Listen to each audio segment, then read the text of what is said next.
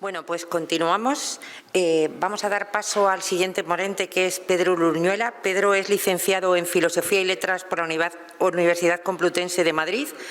Además, es diplomado en Enfermería y en Fisioterapia.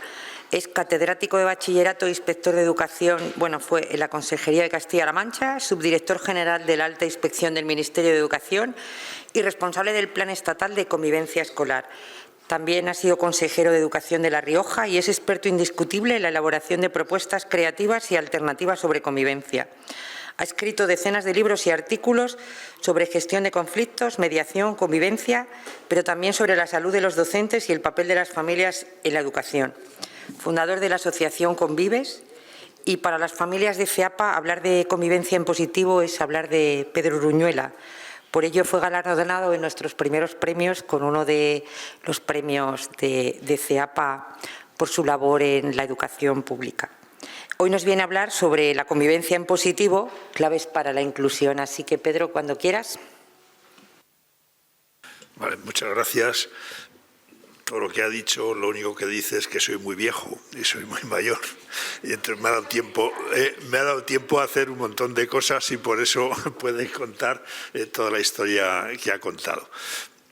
No os podéis hacer ni idea lo contento que estoy con volver a CEAPA y volver otra vez a trabajar con vosotras, con vosotros, siempre.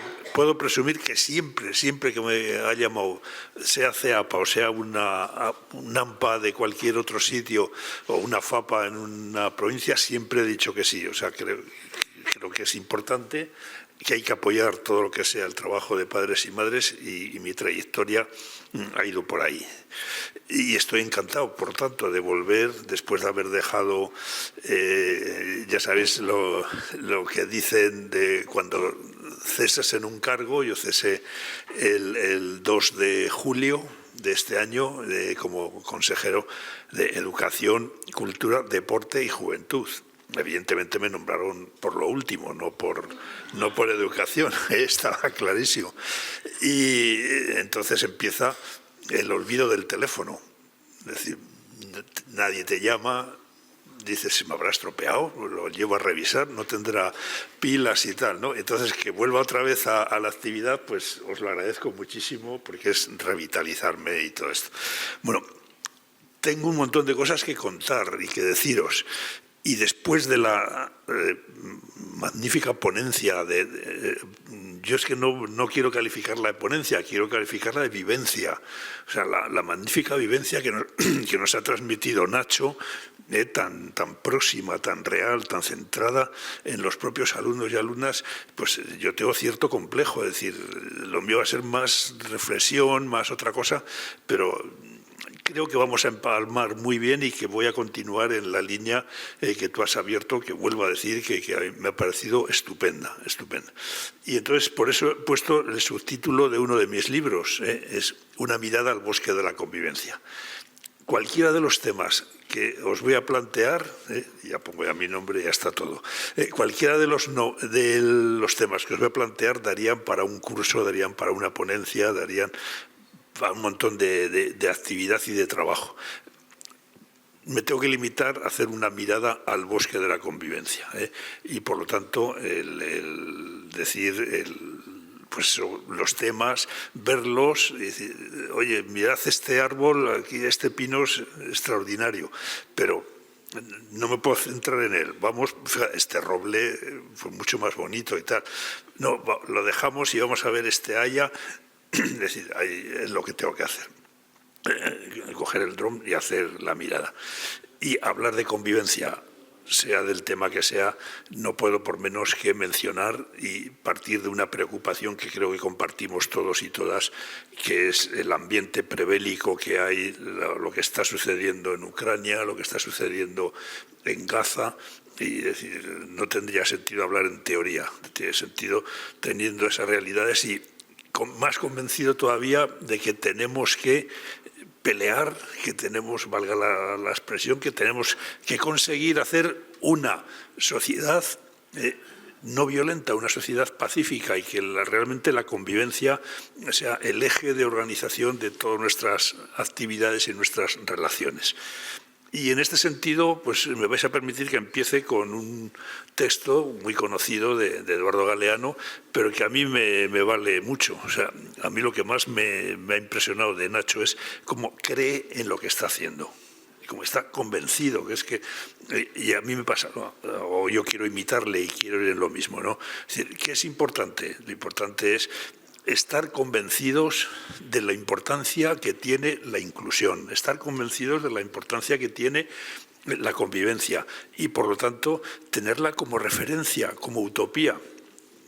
¿Que nos quedan muchas cosas por hacer? Sí, yo creo que quedan muchas cosas todavía por plantear pero ahí está, y vamos avanzando y damos pasos, y a veces son pasos para atrás y no siempre avanzamos lo suficiente, eso, pero vale, pero es nuestra referencia y ahí está, y ahí está. ¿Cómo empecé yo en estos temas? Pues yo era director en el año 1990, que es cuando se aprueba la LOCSE, y la LOCSE empieza a implantarse en infantil y primaria.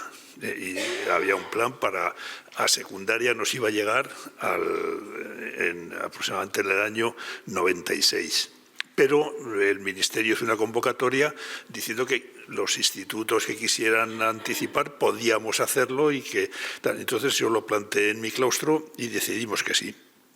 Pero entonces vimos que había un montón de cosas y un montón de problemas, algunos aludiré luego a ellos, que eran completamente nuevos y que dices, esto hay que darle la vuelta y hay que cambiar el enfoque que tenemos de la enseñanza, ver qué nuevos alumnos y alumnas nos están viniendo, etcétera. Y en concreto, pues empezamos a ver las dificultades que se encontraban muchos alumnos que pasaban al instituto, porque de repente el nuestro era un instituto y que recibíamos el 25% del alumnado que terminaba octavo de GB entonces, que eran los que habían titulado, el resto o se iban a trabajar o lo que fuera. Y de repente vimos que teníamos a todo tipo de alumnado, estuviera interesado o no estuviera interesado, supiera lo que quería y que teníamos que darle una respuesta. Y que el planteamiento, por decirlo así, que teníamos muchos profesores y profesoras del claustro, pues era un planteamiento centrado en nuestras asignaturas, en nuestros materiales y que eso no daba juego y nos causaba muchos problemas.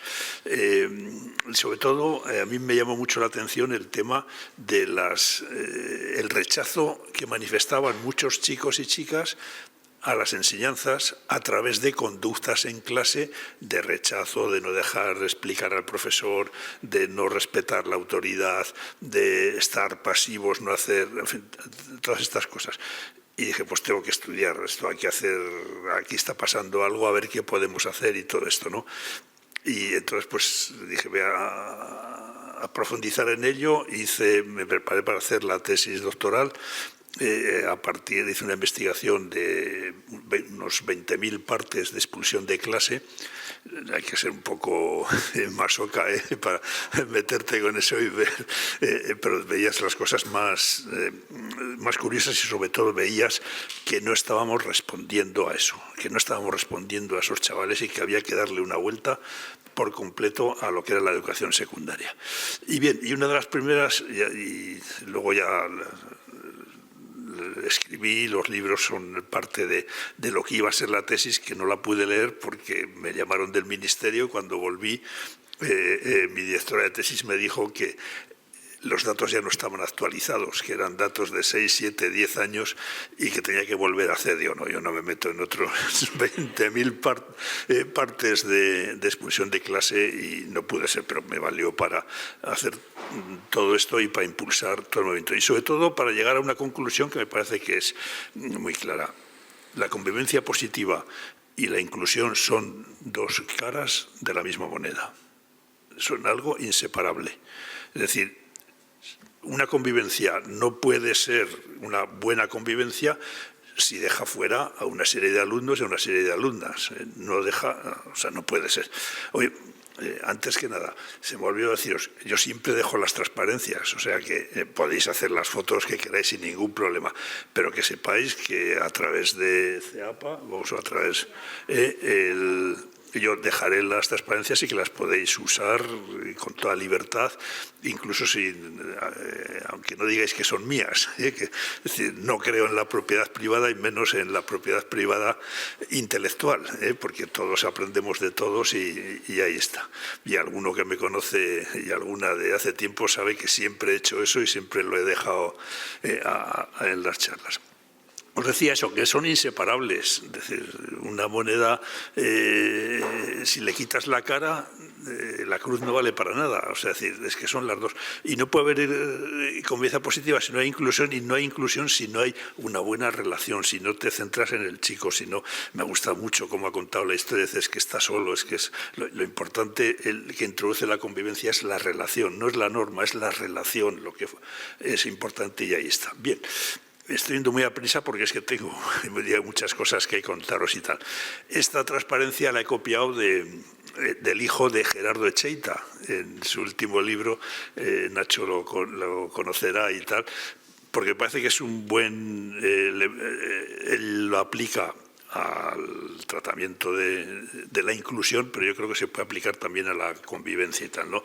Y dice, ¿qué nos encontramos? Pues hay casos de segregación, hay casos de marginación, de maltrato, hay el fracaso, el abandono escolar en los centros, etcétera. ¿Eso lleva a qué? Pues lleva básicamente a la exclusión y a la discriminación. Pero a través de determinados cambios, reduciendo barreras, promoviendo apoyos, facilitadores, innovando, podemos actuar sobre 3 elementos claves. En primer lugar, las culturas que hay en los centros y que tiene el profesorado sobre la inclusión y sobre lo que es la convivencia. Y esas culturas podemos hacerlas equivalentes a los valores. ¿Qué valores tiene el profesorado? ¿Qué valores hay en el centro? ¿A qué damos importancia cuando estamos en la educación de nuestros chicos y chicas habitualmente? ¿Qué políticas, es decir, cómo se concreta eso en una norma, cómo se concreta en un decreto, cómo se concreta en una orden, en las instrucciones que das y todo esto, ¿no? Y por último, las prácticas. Y voy a hacer un recorrido por todas ellas porque me parece que es importante. Pero la fundamental, desde mi punto de vista, son las culturas. Discutir los valores, discutir las finalidades, discutir qué buscamos, qué queremos. Hablando, no recuerdo tu nombre, el presidente del Consejo, Manuel, hablando con Manuel antes, decía, el problema es que muchas veces nos falta compromiso por parte del profesorado. Es decir, que el profesorado, sí, en teoría estamos todos de acuerdo, pero comprométete. Cambia, modifica y tal. Por eso la importancia de las culturas, etcétera, ¿no? Todo eso cambia y nos lleva a la presencia de todo el alumnado, que también nos ha explicado Nacho, la participación y el bienestar, estar a gusto en el centro, el aprendizaje, dar de sí todo lo que se pueda, el rendimiento, y esto nos lleva a transformar la inclusión y el derecho. Vamos a ver uno por uno todo esto y os contaré mi experiencia. Yo cuando llegué a la Consejería de Educación, mi primer objetivo fue sacar 2 decretos. Uno era el de la escolarización, rompiendo la zona única y rompiendo todo eso, porque me parecía que era un elemento de discriminación clarísimo y tal. Me costó 2 manifestaciones, lo dije en el Parlamento y me pusieron a parir, entre comillas, cayetanas, con coches y tal, por mitad de Logroño, diciendo que tal, que no sé qué, no sé cuántos, pero salió adelante y conseguimos que el 98% de las solicitudes que presentaban padres o madres se estimaban y tenían la opción que pedían en primer lugar, cosa que ellos nunca, con el anterior, eso no habían conseguido nunca y tal, ¿no? Y a continuación saqué el decreto de convivencia, que ya os contaré las aventuras y tal. Digo aventuras porque lo saqué y no llegó al mes, vinieron todos los directores de secundaria y me presentaron la dimisión por escrito, diciendo que no, que eso les quitaba la autoridad y por lo tanto que no estaban dispuestos, que o retiraba el decreto o dimitían todos. Tuve que hablar, negociar y eso, y al final salió adelante. Y el otro decreto que intenté preparar y que estaba hecho es el decreto de inclusión, que lo hicimos de una manera muy participativa, con varias sesiones, con reuniones con todos los interesados, con reuniones también con la FAPA Rioja, aunque negaré siempre que esto lo he dicho, no tuve mucho éxito con ellos, no fui capaz de sintonizar, pero bueno, lo negaré. Como sé que estoy hablando en confianza con vosotras y con vosotros, pero fue una de mis decepciones importantes. Se ve que no lo supe hacer bien y tal. Bueno, pues a mí me parece que es muy importante centrarnos en lo que son las barreras para la educación inclusiva, y sobre todo porque supone... yo creo que en secundaria, y es mi experiencia, yo he estado 44 años en educación y he visto cosas que dicen, ay, pues mira, por aquí tiene que ir y tal. Yo creo que es un giro copernicano en el profesorado el dejar de pensar en el alumno y dejar de pensar en los problemas que tiene el alumno o la alumna, y que es el alumno y la alumna quienes tienen que cambiar, y empezar a pensar desde el contexto. Es decir, si yo quiero que mis alumnos cambien, tengo que cambiar el contexto y tengo que cambiar la oferta y lo que hago y tal, ¿no? Yo creo que en convivencia eso es clave. Yo me acuerdo cuando estaba en Fuenlabrada, tenía un problema en un instituto con una profesora de plástica y tal, que... un problemón, quejas por todos lados y tal, y eso. Entonces ella pidió la baja porque no se hacía y tal, y evidentemente estaba pasándolo muy mal y sufría mucho y tal, ¿no? Y al final le vino otra chica con otros planteamientos y tal. Cambió por completo el orden en la clase, la disposición, las actividades que hacían y tal.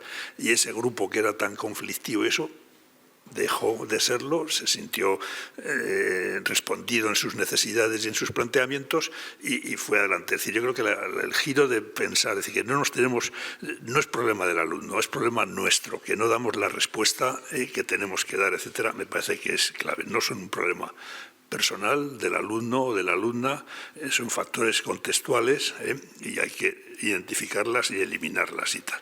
Bueno,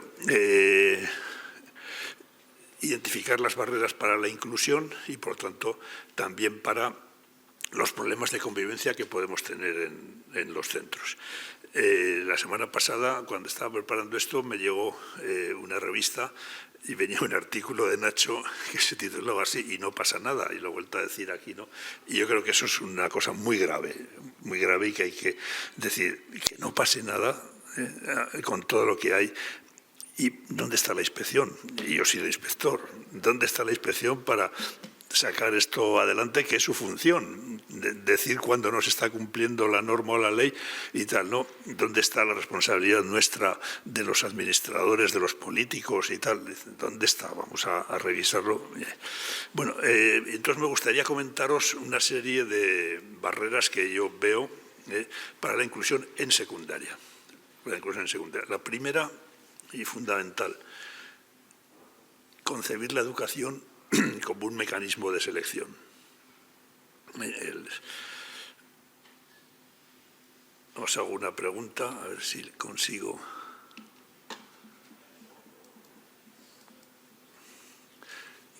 ¿Qué define a un profesor una profesora de secundaria? Su materia.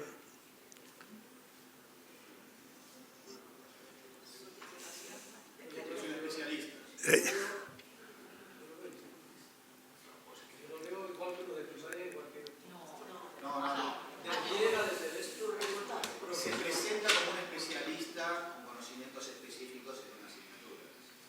Sí. Yo, por lo menos, siempre me han contestado, siempre que he hecho esta pregunta en un claustro, en un grupo, yo soy profesor de matemáticas, o yo soy profesora de lengua, de literatura, y ahí está.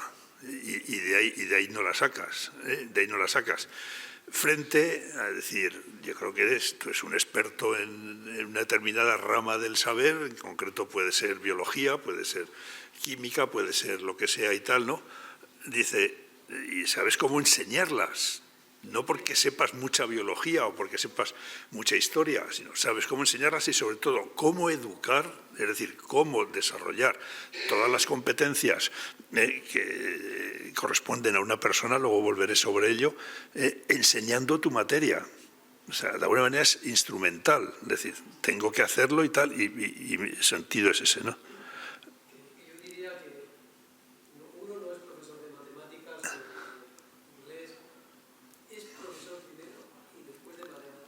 Sí, pues un poco es lo que intento expresar en la segunda parte, es decir, es un experto en cómo enseñarlas y a la vez educar, pero primero eres ser un educador que sabe mucho de historia o de química o de lo que sea y tal.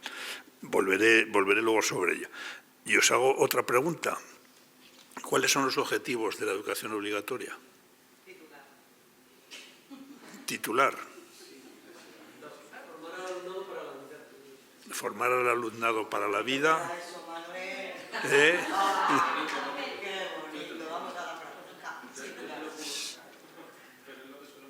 Es decir, yo creo, fijaros bien en una cosa, ¿dónde vienen los problemas que tenemos en secundaria? Yo creo que se hizo un paso en la LOMSE de una enseñanza no obligatoria a una enseñanza obligatoria, y el profesorado éramos los mismos. Y entonces ahí sigue primando fundamentalmente el decir, yo aquí los contenidos, aquí el saber y todo esto. Yo como padre, con mi hija pequeña, con Itziar, fui a una reunión del último año que había primero de BUP y nos recibió la tutora diciendo, bueno, me alegro mucho, han venido muchos padres, y madres también, pero no esperaba yo tantos padres. Me gusta que venga y tal. Porque, por una razón, bueno, a partir de ahora esto no es la EGB.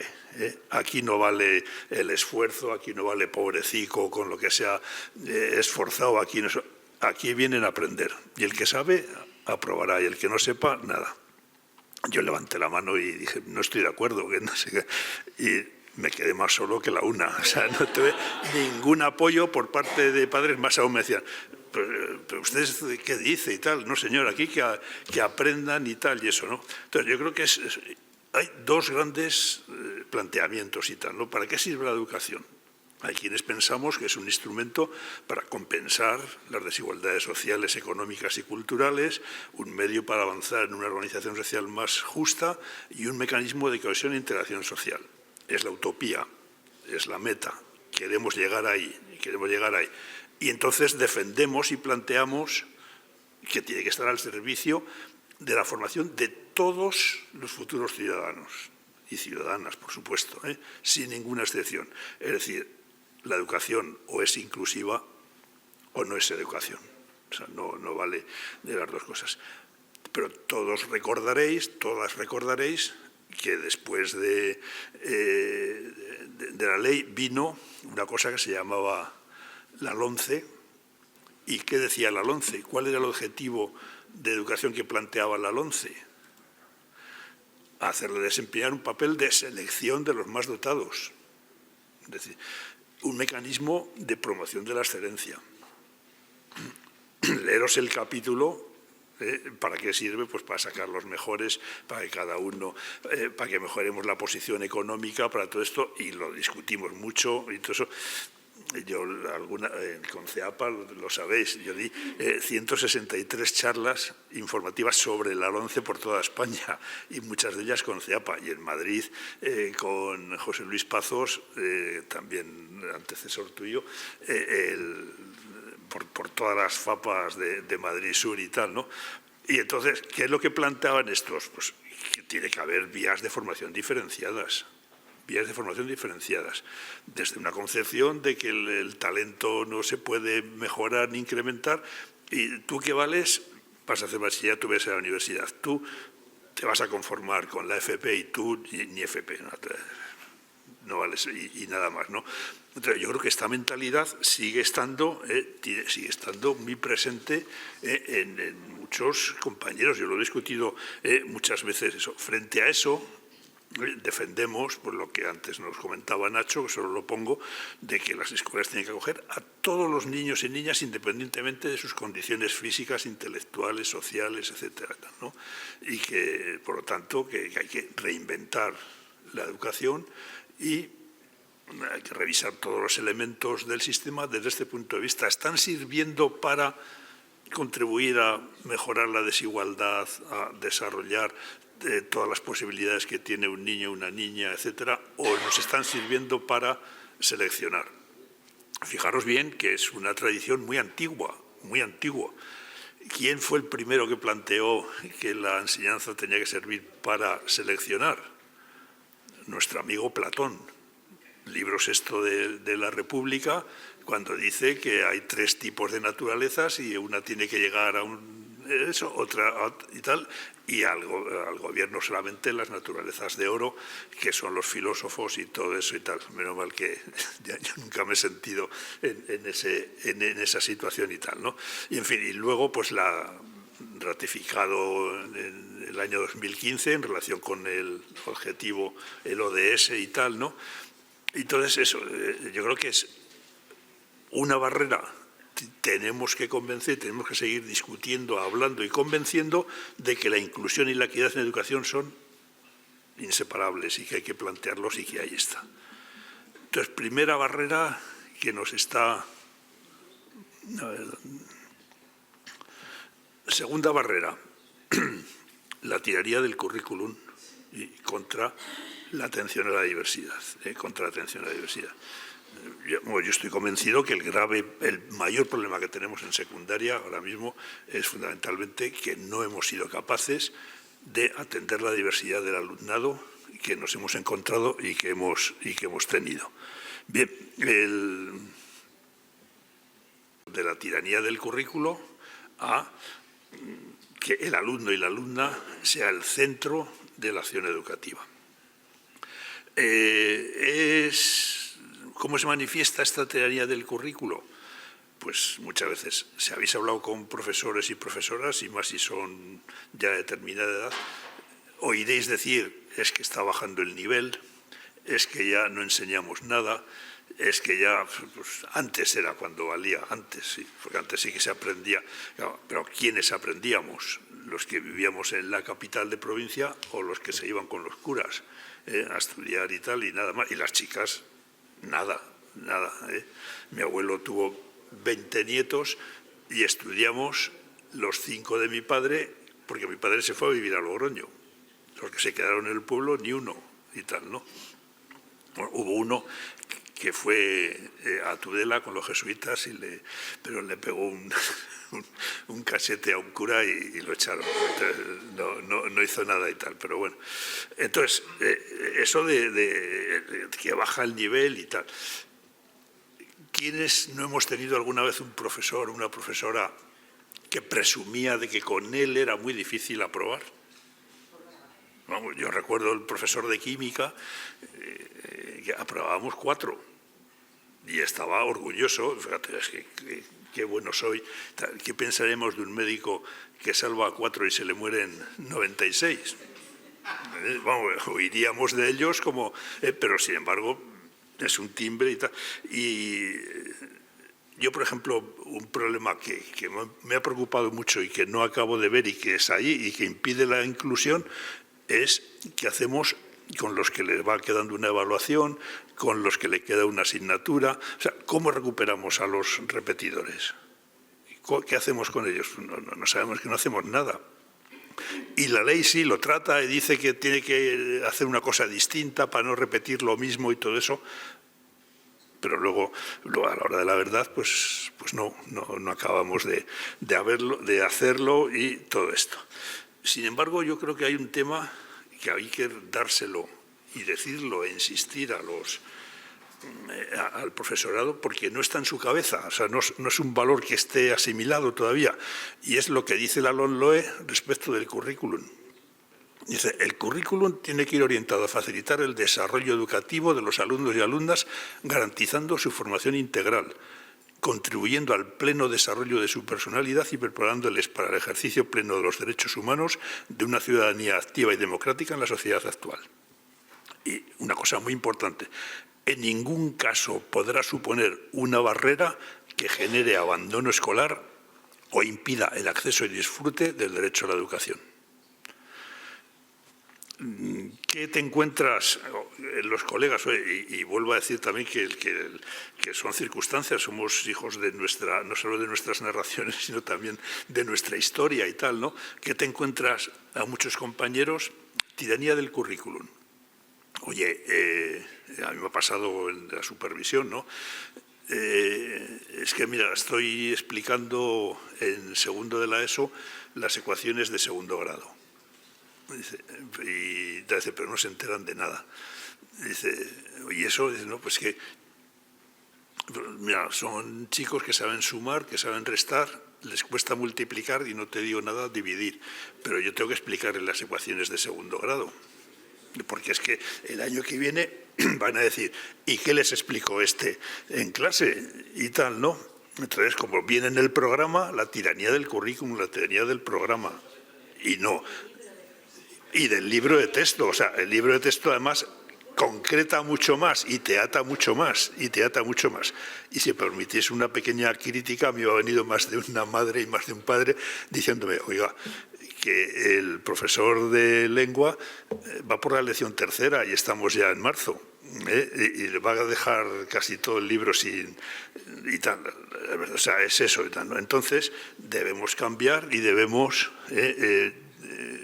hacer que realmente nos centremos en el alumno. O sea, que el centro tiene que ser el alumno o la alumna, no la asignatura, no la materia, etcétera. Bien. Tercera cuestión importante, un planteamiento insuficiente de la convivencia. ¿Qué quiero decir con esto? Varias cosas. Primero, yo creo que hay dos modelos de relación, más a prisa porque esto lo entendemos enseguida. Uno que es el basado en el dominio-sumisión, es decir, yo tengo fuerza, yo tengo poder, yo tengo más habilidades, yo tengo una posición y, por tanto, como tengo esos recursos, a ti, que no te puedes defender, tu alumno, que no sabes cómo tal, te obligo, haces esto y vas a hacer tal cosa y tal, ¿no? Entonces, frente a otro modelo de relación en el cual queremos eso, que sea una relación basada en el cuidado, en la dignidad de toda la persona, que lleva al respeto, en la paz positiva y en los derechos humanos. Entonces, esto lo vemos en muchas manifestaciones. ¿Estamos haciendo una escuela para la colaboración y la cooperación? ¿O estamos haciendo una escuela para la competitividad, una carrera por la excelencia, el individualismo? Tú búscate por tu cuenta los recursos, tú lo que tienes es que llegar lo más arriba posible, tienes para el sistema en el que vivimos y tal, ¿no? Entonces la tenemos muy metido dentro de todo esto y tal, ¿no? Que la idea hay que superar y ganar a los otros, que esto es ley de vida, que no hay otra sociedad, y entonces un concepto selectivo de excelencia, cuando la excelencia debería ser que es que ha conseguido llegar al máximo de sus posibilidades. No desde ha pisado a otros o ha ido más allá, sino que ha conseguido todo esto. Bien, ¿qué es convivir? Es que voy fatal de tiempo, haría la pregunta, pero muchas veces decimos compartir con personas diferentes y tal. Bien, evidentemente convivimos en la medida en que compartimos, ¿no? Pero claro, hay muchas maneras de compartir. También compartimos la cola del autobús, o también compartimos atascos y tal, y te desesperas, y eso no es convivir, ¿no? Comportarse desde la aceptación y el respeto ya es un paso más, es decir, que el otro es distinto, es diferente, las diferencias nos enriquecen y tal. Yo añadiría siempre y cuando no vayan contra la dignidad de la persona y el respeto a los derechos humanos. Sí, porque hacia la mujer puede haber planteamientos que no se pueden aceptar respecto de determinadas prácticas, etcétera, ¿no? Y por último, yo creo que es convivir, es decir, relacionarse. Y hay varias cosas, ya que me han presentado como profesor de filosofía, Aristóteles decía que ser persona es relacionarse, y que lo que nos hace ser personas precisamente la relación. Y yendo a otros planteamientos más científicos, pues por ejemplo,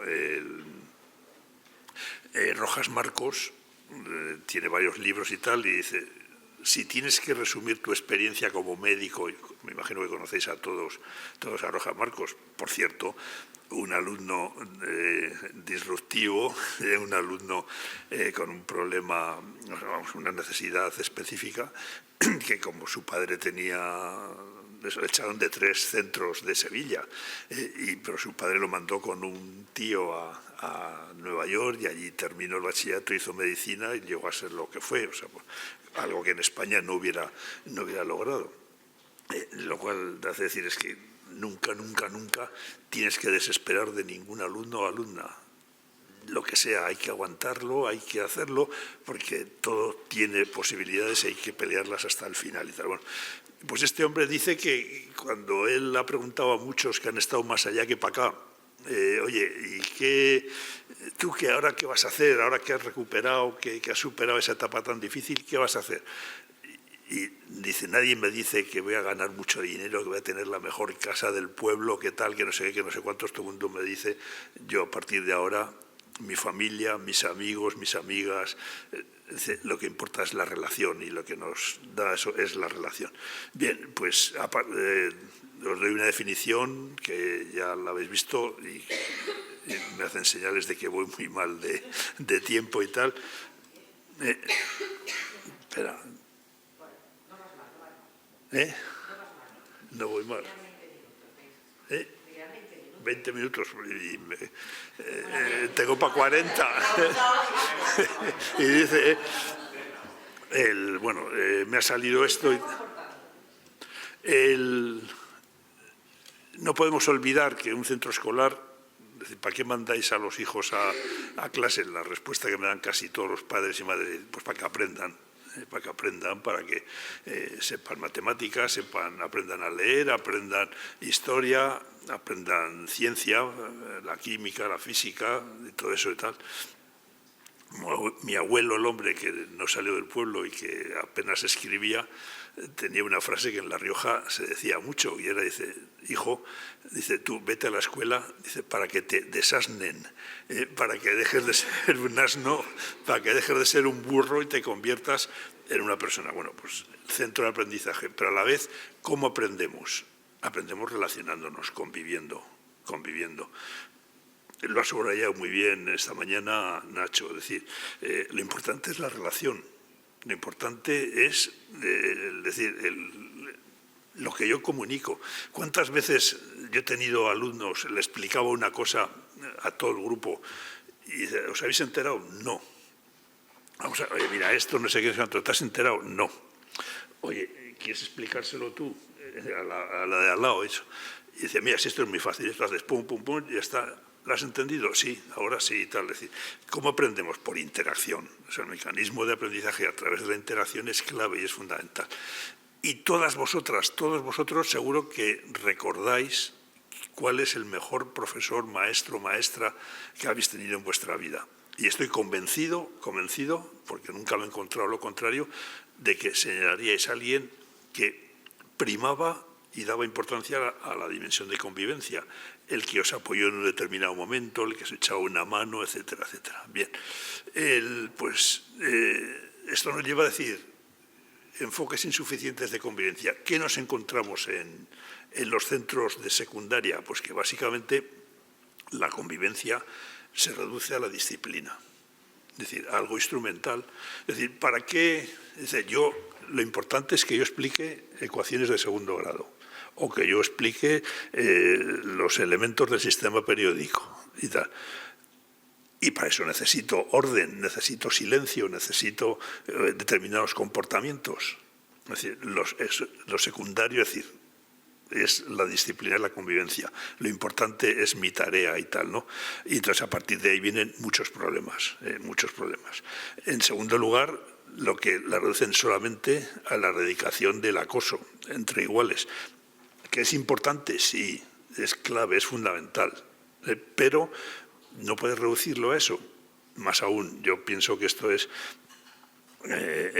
aparece el acoso porque no hemos sido capaces de crear una buena comunidad, una buena relación en la cual eso se ha denunciado y se ha dicho que esto no puede ser y tal. O sea, es clave, es fundamental crear una buena comunidad y tal, ¿no? Y por último, el adoptar un enfoque puramente reactivo, es decir, que reacciona ante lo que sucede.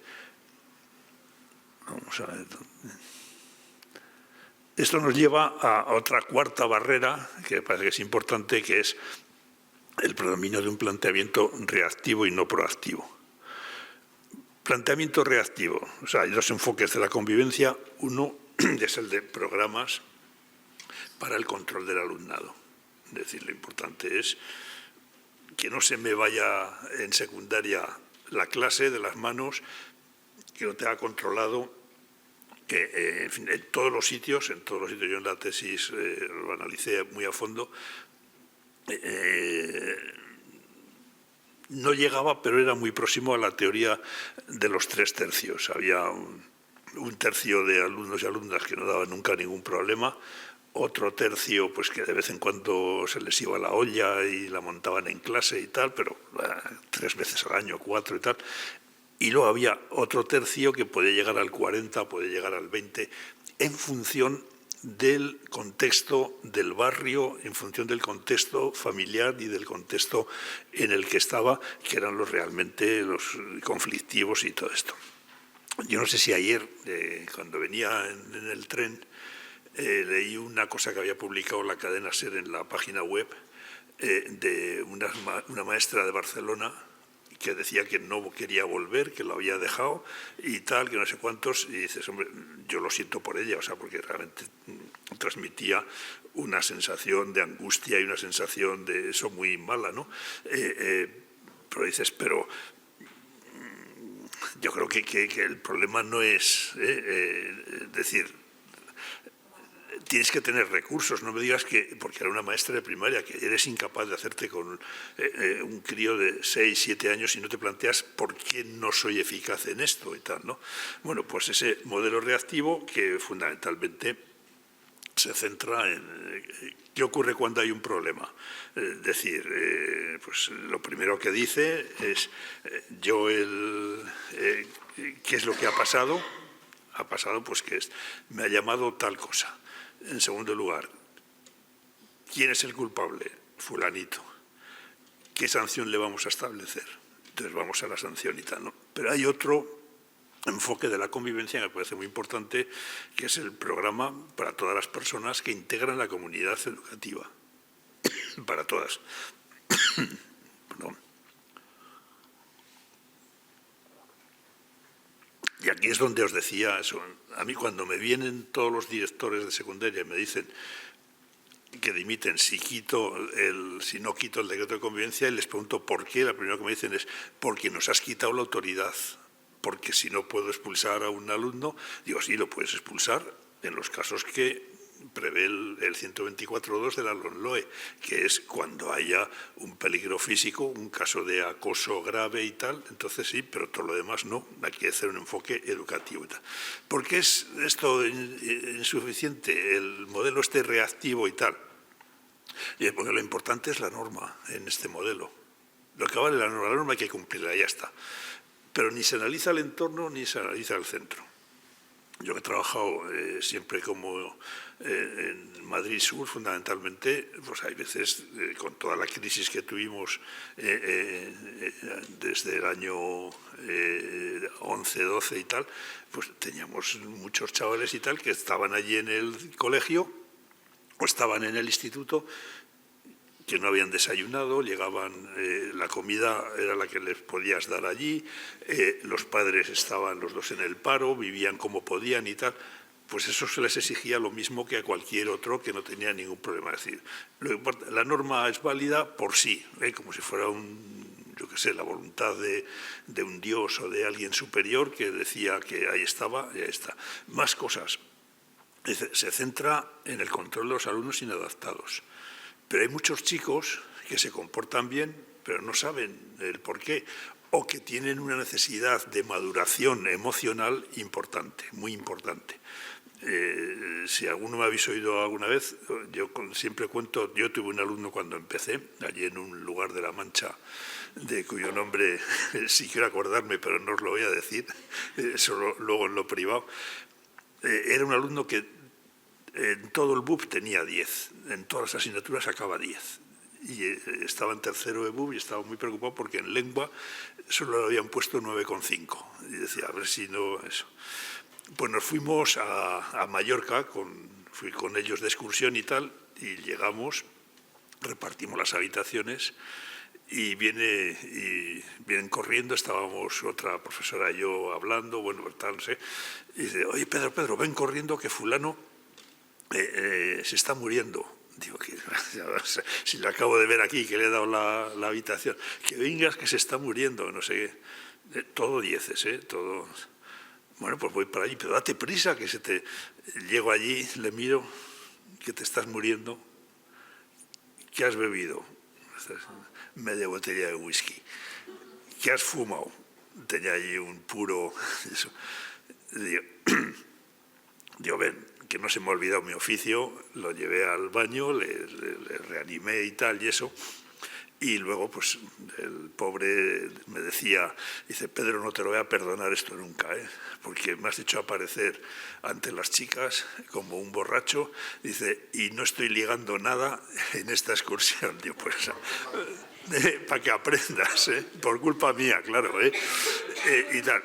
Bueno, pues luego nos hicimos muy amigos y hablé mucho con él. Era un crío que compensaba la carencia y la necesidad afectiva, fundamentalmente sacando muy buenas notas y todo eso, pues, buscando ganarse la amistad o el aprecio de sus padres y tal.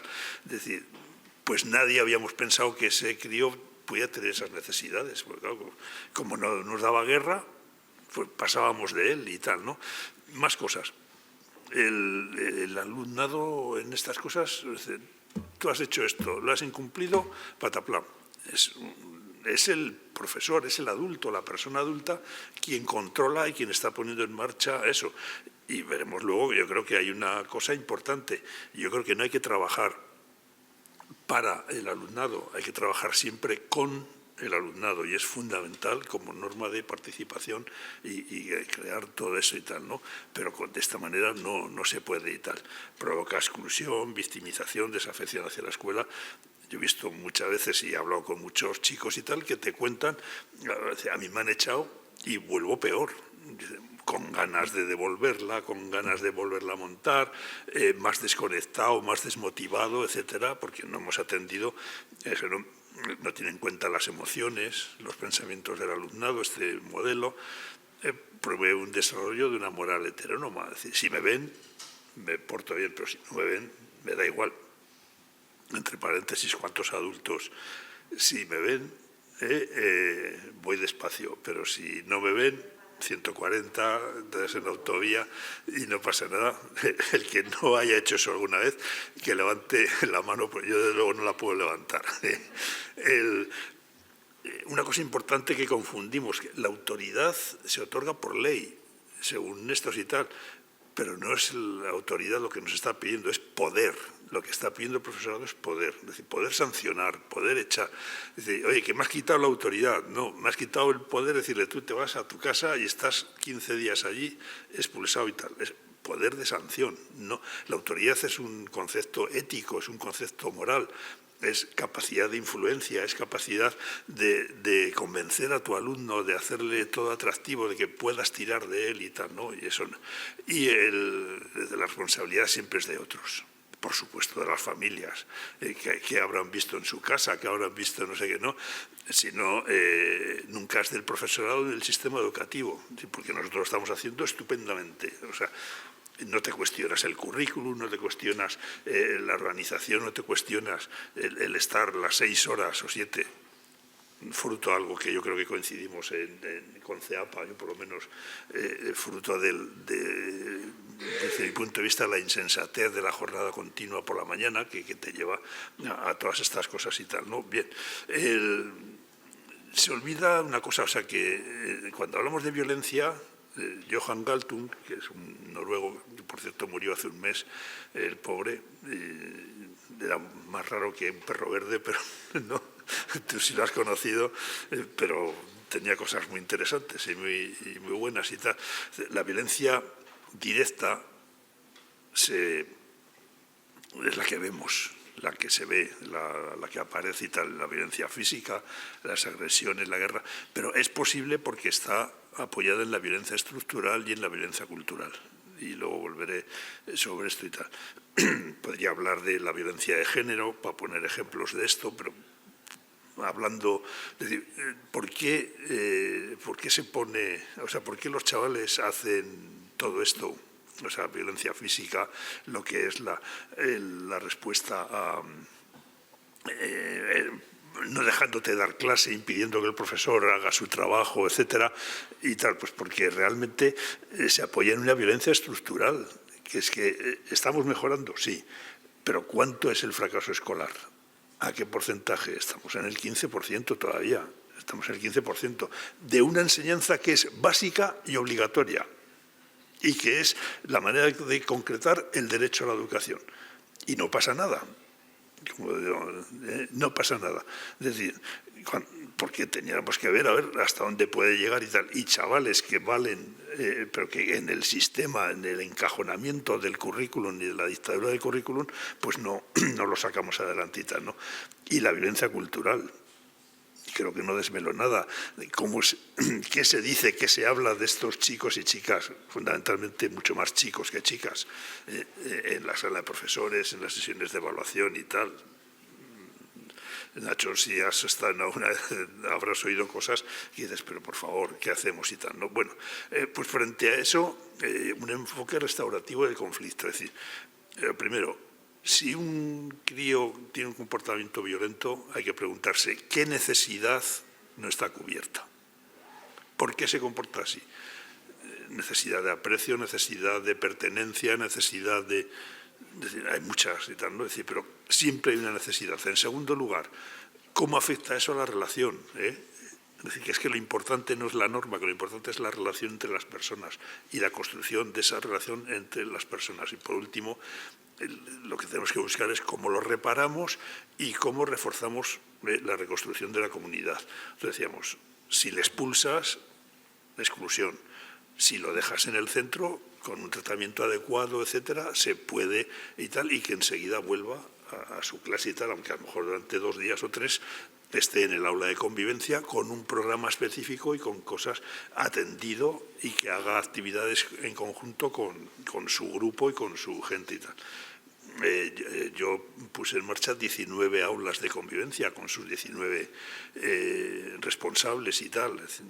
Yo, una de las cosas, y me vais a permitir que lo diga, que estoy orgulloso, es que después de haber dejado la consejería, habíamos aumentado en 931 profesores, maestros y maestras la plantilla de profesorado en La Rioja. Es decir, que yo creo que por falta de recursos que no fuera y tal, ¿no?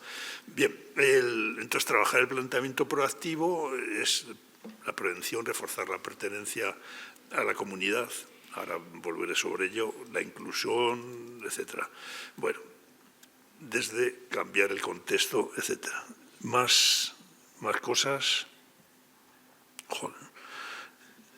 Las dificultades del paso de primaria a secundaria. Yo creo que no hemos sabido hacerlas y que hay muchas cosas que ahí están. A los 12 años vas a un instituto, vas a un ambiente nuevo con compañeros, con compañeras que no conoces, porque vienen de varios centros, de varias cosas y tal, ¿no? Compañeros desconocidos y tal, y que dicen, pues eso, diversos colegios, nuevas normas, estilos de trabajo, en fin, necesidad de construir comunidad. hay un cambio de clima y de ambiente, es decir, de repente más libertad, nuevos edificios, la relación con el profesorado, de tener una tutora que está todos los días con ella y tal, pasa a tener 11 profesores distintos, 12, el régimen de disciplina, de sanciones, la exigencia del trabajo, etcétera y tal, ¿no? El nuevo sentido de las normas y la disciplina, ahí está. Yo creo que no me detengo en ello porque creo que todos enseguida volvemos y tal. Yo creo que es muy importante plantearse en los centros de secundaria como primera tarea al iniciar el curso cómo recibir a los nuevos, y hay varias maneras. Cuando yo fui director, pusimos como norma de funcionamiento dos cosas elementales. La primera norma, que en el primer mes que habían llegado los nuevos chicos y chicas al colegio, al instituto, tenían que hacer una salida extraescolar donde fuera. Me daba igual ir a ver el Museo del Prado que ir a la Sierra de Guadarrama o que ir a donde fuera. ¿Por qué? Porque era una manera de crear relaciones interpersonales, informales, de que se conocieran de otra manera, de que se conocieran y tal, ¿no? Eso. Y segunda cuestión, los 2 primeros meses se iban a centrar en las normas, la tutoría, la hora de tutoría y tal, en las normas, su necesidad, cómo aplicarlas, a qué respondían, cuáles sobraban, qué tenían y qué papel iban a jugar los alumnos y alumnas en el cumplimiento y en la vigilancia de las normas que habían sido aprobadas por todos ellos. La verdad es que nos funcionó muy bien, nos funcionó eso estupendamente. Otra cosa que me parece que es muy importante, como más o menos puedes saber de qué colegios te van a venir los nuevos alumnos y alumnas, empezamos a hacer desde el instituto un programa de aprendizaje-servicio encaminado a visitar los colegios, hablar con los alumnos y alumnas de sexto, que vieran, que les acompañaran, en lugar de limitarnos a la jornada de puertas abiertas, que por lo menos en muchos casos que yo estoy viviendo se deriva más en una cosa de marketing que en una cosa de conocer el modelo educativo real, que fueran los propios críos, que fueran ellos los que les invitaban, los que les acompañaban a ver eso, o sea, que empezaran a crear relaciones y que el paso fuera distinto y tal, ¿no? Yo creo que Gerardo lo dice muchas veces, presión, porque si no, no hay movida y tal, para conseguir que realmente la secundaria disminuya el número de horas, disminuya el número de profesores y profesoras y realmente se empiece a trabajar de otra manera, por ámbitos, como sea, hay que replantearlo. El modelo que tenemos de secundaria, yo lo siento, pero no responde a las necesidades del alumnado, etcétera. Bueno, no, esto no es.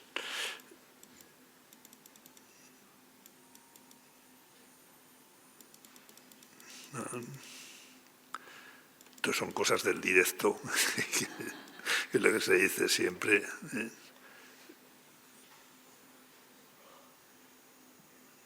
Bueno, pues había más cosas, sanciones reactivas, no restaurativas, es decir, el que lo hace la paga y se acabó, y no te planteas otras cosas y tal, ¿no? El tema de las conductas disruptivas en el aula, su tratamiento y enfoque, etcétera. Las formas de evaluación del alumnado, no es, por mucho que lo diga la ley, no se hace evaluación formativa, se hace evaluación sumativa, clasificatoria, este pasa, este no pasa, y muchas veces el estilo es famino y cansado, ¿no?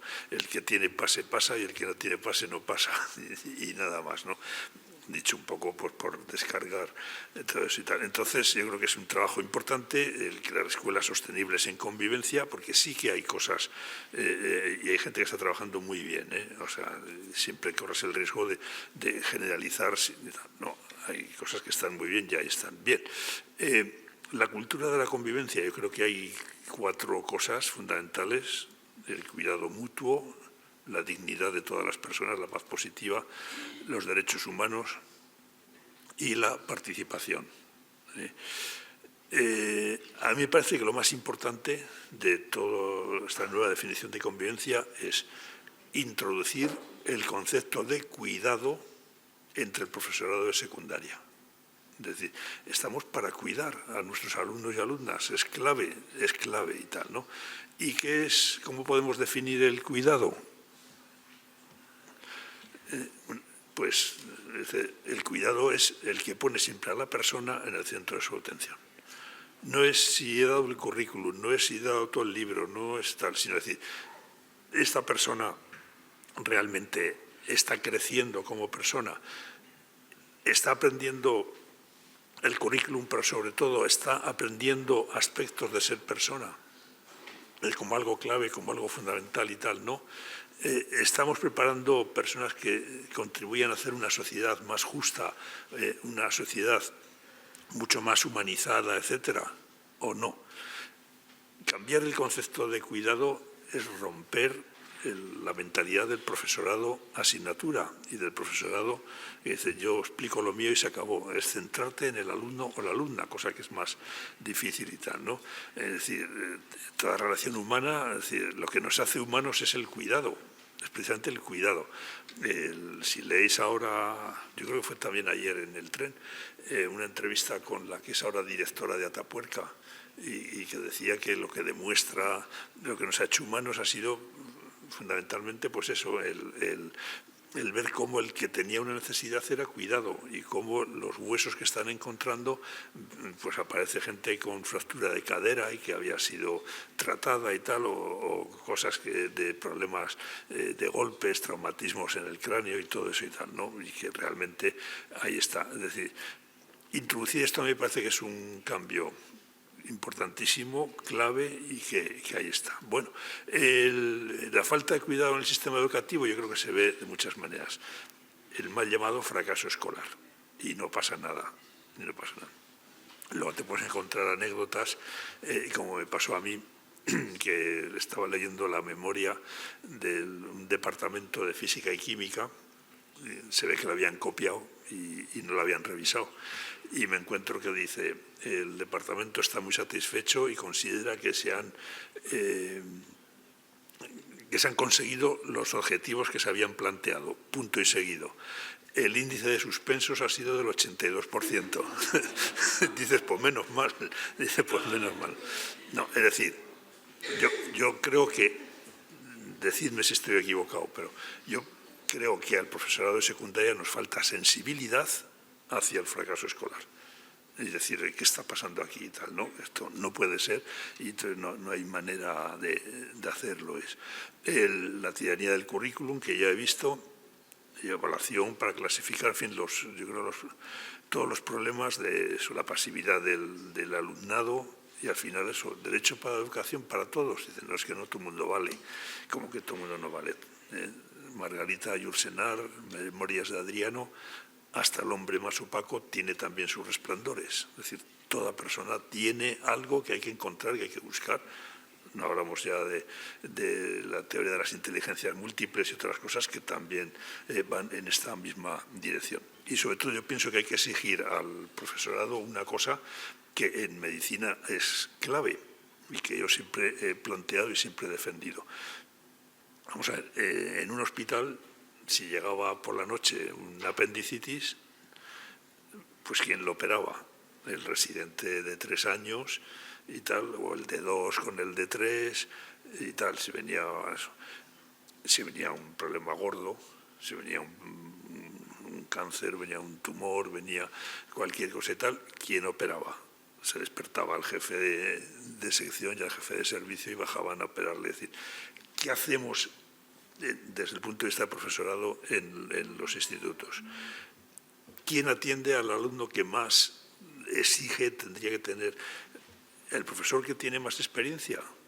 ¿O el interino que acaba de llegar y han repartido todo? Es decir, es que son cosas que están a nuestro alcance y que hay que plantear y que hay que decir que eso no puede ser y tal. Bueno, el cuidado es básico, es fundamental.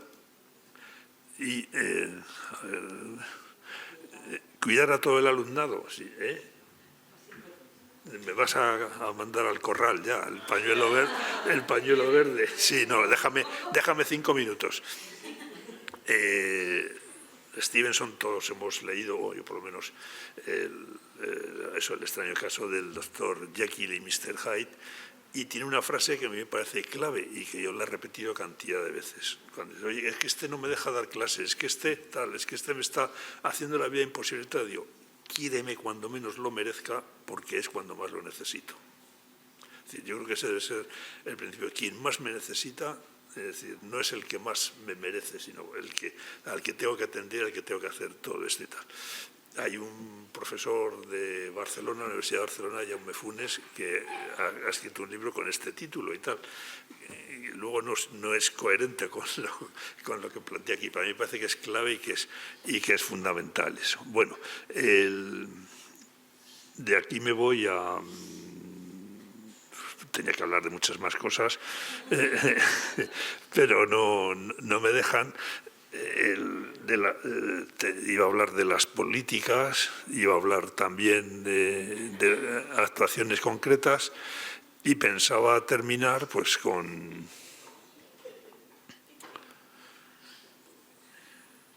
A ver, ¿dónde?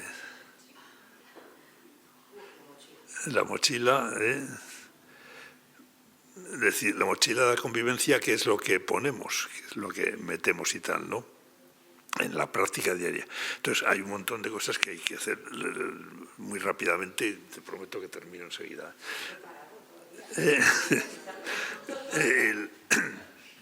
Creo que es fundamental y primera tarea que hay que plantearse siempre a principio de curso, hacer grupo y hacer comunidad.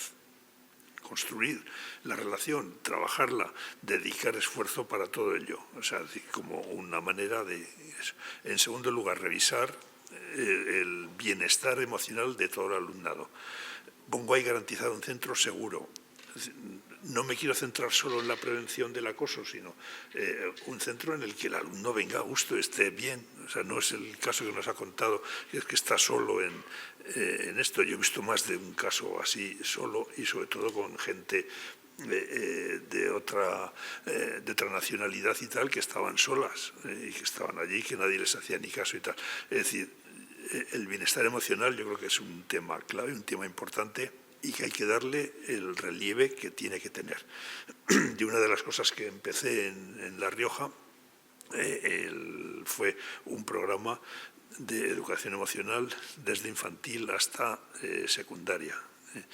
Me consta que aquí en Navarra, pues nosotros lo decimos imitando a Navarra, compartimos alguna eso, pero publicamos el de infantil, lo pongo a vuestra disposición porque está editado y tal, y el nuevo gobierno ha dicho que pasaba de utilizarlo y de tenerlo y tal. Si alguno está interesado, eso. Y estábamos trabajando en primaria y en secundaria, pero yo creo que es un tema clave y fundamental, por muchas razones, por muchas razones. En tercer lugar, un tema importante, las normas para la convivencia. Las normas son imprescindibles, las normas son necesarias, y lo que hay que...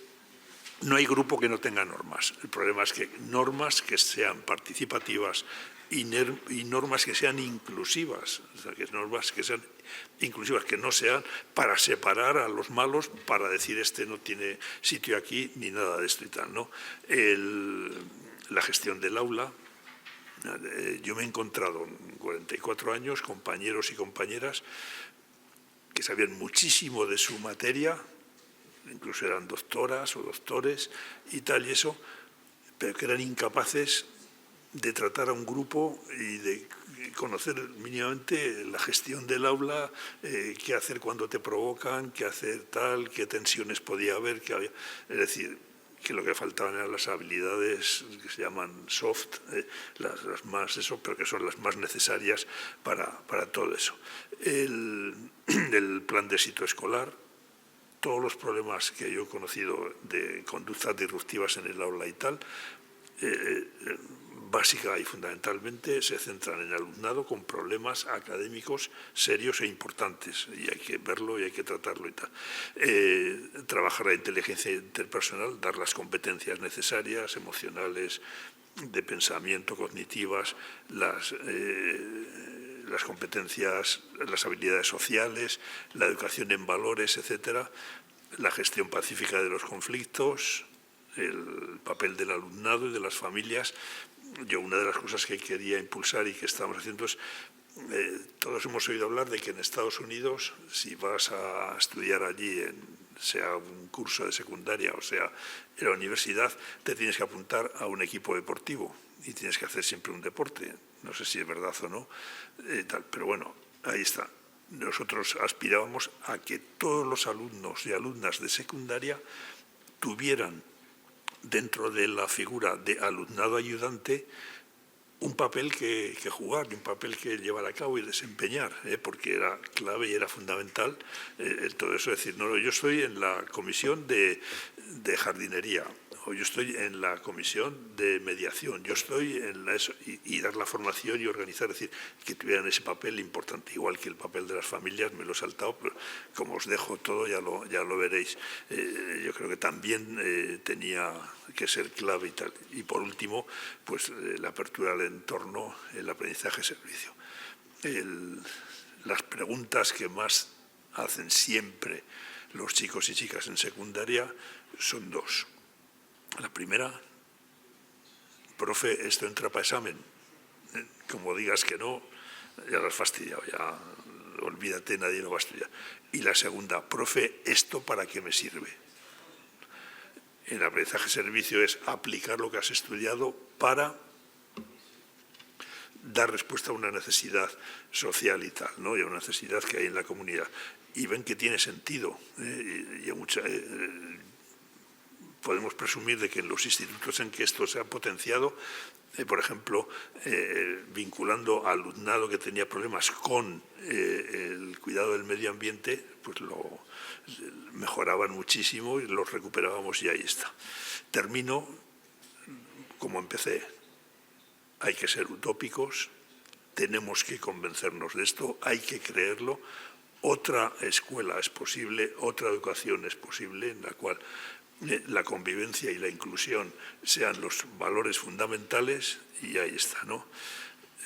Os dejo mi correo. Creo que soy de los 200 que quedan en España todavía en Telefónica, pero oye, a mí me va bien y ahí lo tengo y tal, ¿no? Y muchas gracias por haberme atendido, y lamento haberme dejado la mitad de lo que había preparado y a veros. Vale, de acuerdo. Muchas gracias, de verdad.